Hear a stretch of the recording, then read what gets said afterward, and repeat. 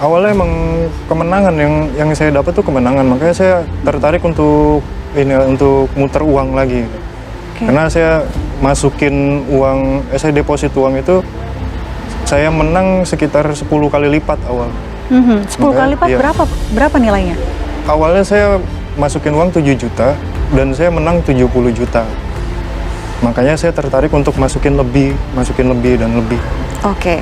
Tapi setelah untung tadi itu sampai 70 juta, bagaimana selanjutnya Mas Raka? Rugi. Rugi? Iya, saya cuma dapat kesempatan 2 kali rugi dan ambruk.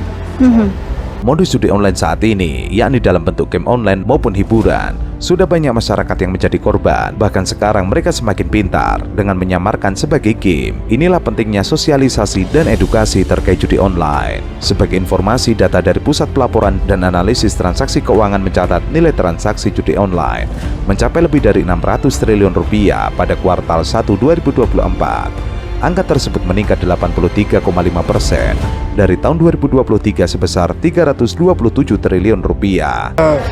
Finance. Pekerja finance. Iya. Lantas dengan kemudian mencari banyak pinjaman, begitu, menjual rumah, pekerjaan sehari-hari masyarakat seperti apa, Mas? Pekerjaan lancar, cuman saya sempat juga pakai uang kantor untuk ngelakuin itu. Pakai uang kantor? Iya. Berapa, Mas? Sekitar 20 juta? Iya. Sempat diperkarakan, Mas Raka? Enggak, karena saya lama di sana dan saya terus terang ke mereka kondisi saya dan mereka prihatin, akhirnya dijadikan hutang. Judi online juga meningkatkan kemiskinan pada masyarakat Indonesia.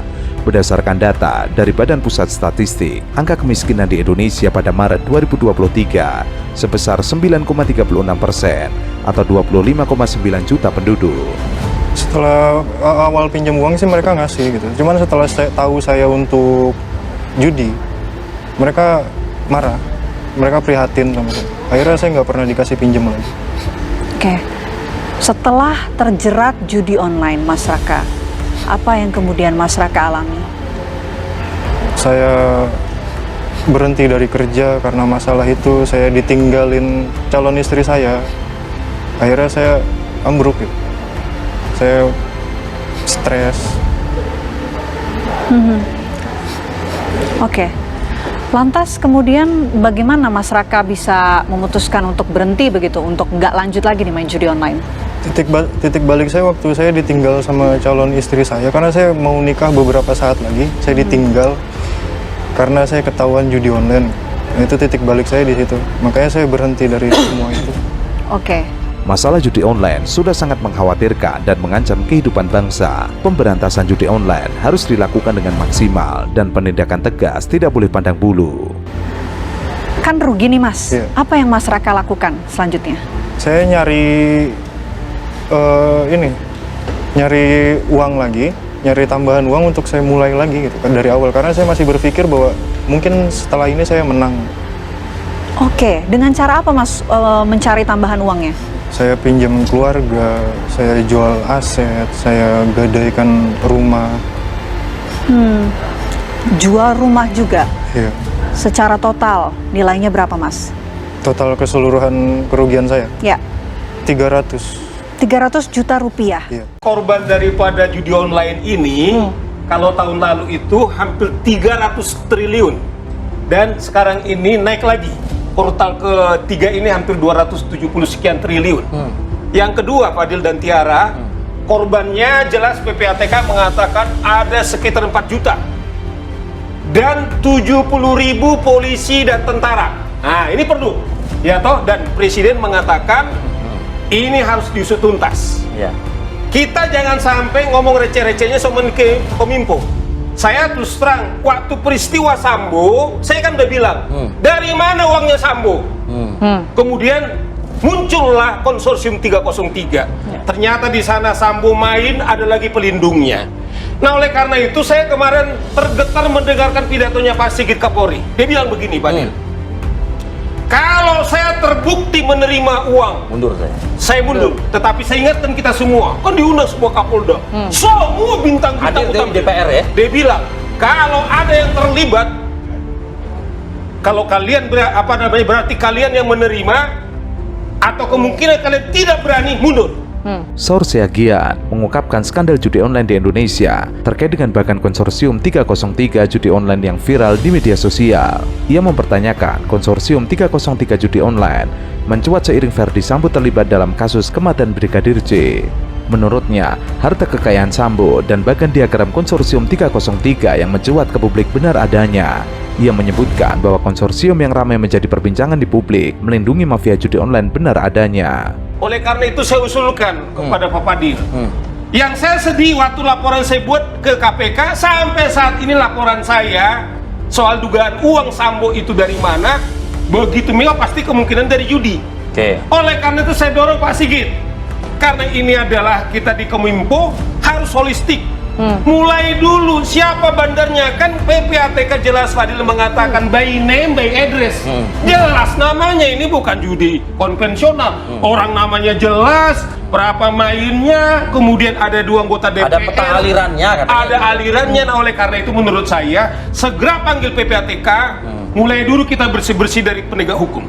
Mulai dari polisi, kalau ada general backingnya, ini segera disidik, disidangkan, dihukum, dan dimiskinkan. Sebagian nama yang tertera dalam diagram konsorsium 303 yang disebut-sebut menarik upeti dari pengusaha judi online di Indonesia juga benar adanya. Ia juga sempat mempertanyakan keterlibatan mantan Menteri Komunikasi dan Informatika Budi Ari Setiadi terkait kasus judi online. Ia menilai Budi Ari minimal mengetahui persoalan ini lantaran dari 11 pegawai Kementerian Komunikasi dan Digital yang dijadikan tersangka, beberapa di antaranya disebut-sebut memiliki kedekatan dengan Budi Ari. Kalau tidak Fadil, kita ini, saya kemarin itu udah pernah bilang, Satgas Pemberantasan Judi Online itu kan ke Menko Polhukam Pak Cahyadi.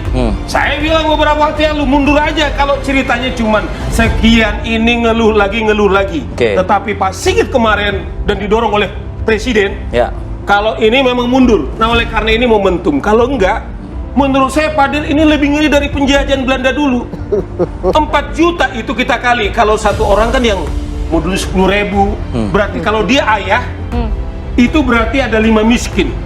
Dan yang terakhir menurut PPATK Fadil, yang dulu mereka 10% main judi, sekarang udah 90%.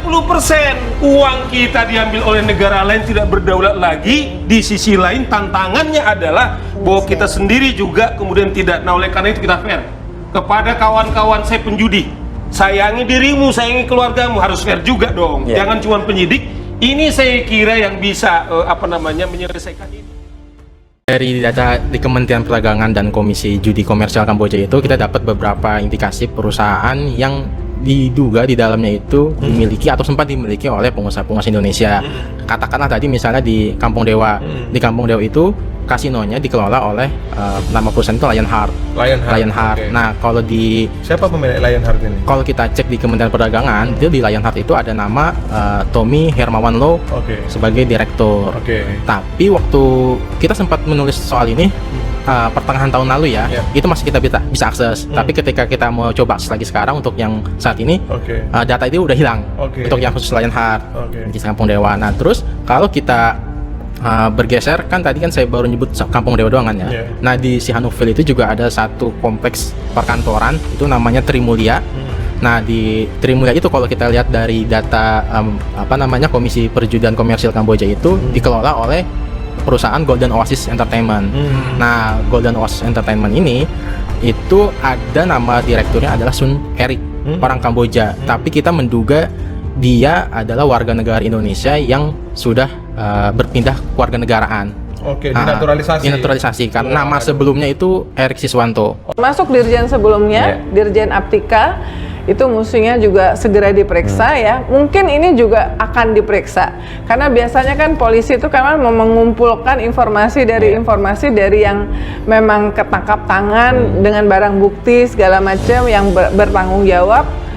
Dan melakukan operator yang melakukan take down atau dalam kasus ini tidak melakukan take down malah membiarkan.